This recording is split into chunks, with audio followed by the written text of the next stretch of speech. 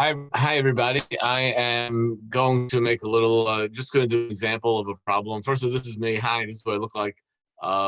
As I said, I am a real human being. Barry Letterman, Miramar College, yay, math.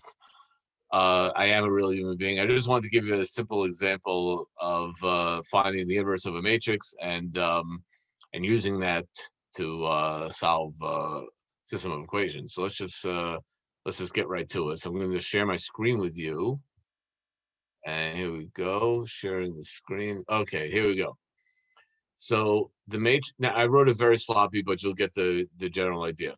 The matrix in question is 2, 3, 5, 7.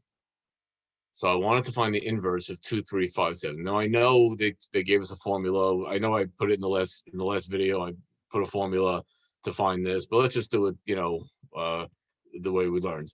So we're going to adjoin an identity matrix.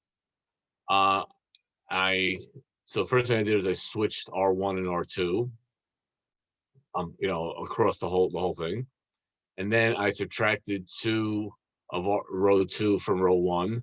So row 2 stays the same, but row 1 becomes. Sorry I didn't write my steps, but that wasn't the point of this particular exercise. And then I subtracted 2 of row 2 from row 1 from row 2 to get a 0 over here. And then, and again, everything else just gets dragged along with it.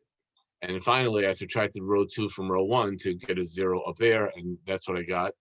And I have here, it's very sloppy, -7, 3, 5, -2. And here I multiplied them out to see that I actually did get the identity matrix. And of course, you could have done that formula, because if you notice, but that wasn't my intention right now. So now the formula switches these two guys, but keeps the sign the same. And then these two guys leaves them in place, but changes the sign.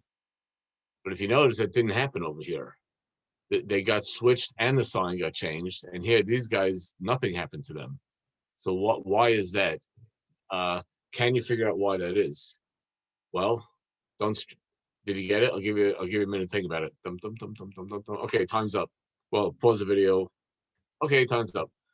The reason for that funny business is because the AD minus BC is 14 minus 15, which is -1.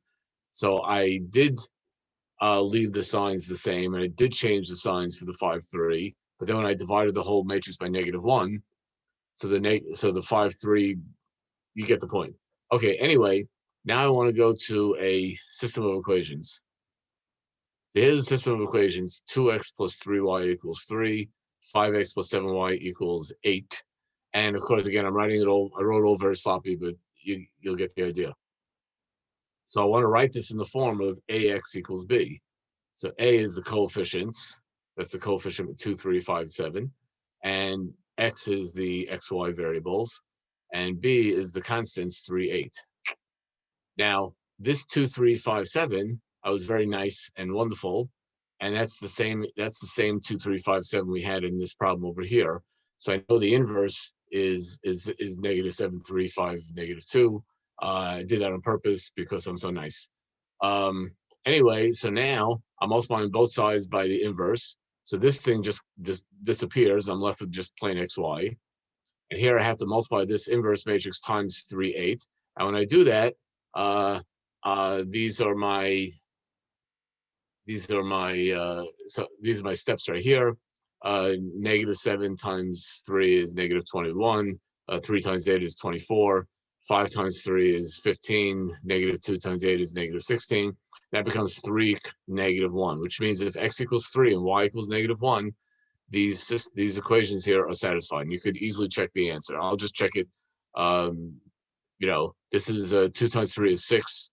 That's -3. 6 minus 3 is 3. That works. And here, this is 5 times 3 is 15. 15 minus 7 is 8. They both work. Everything's wonderful. And that's all I wanted to do today, is just show you this very simple, wonderful, beautiful example of a problem. Okay, bye everybody.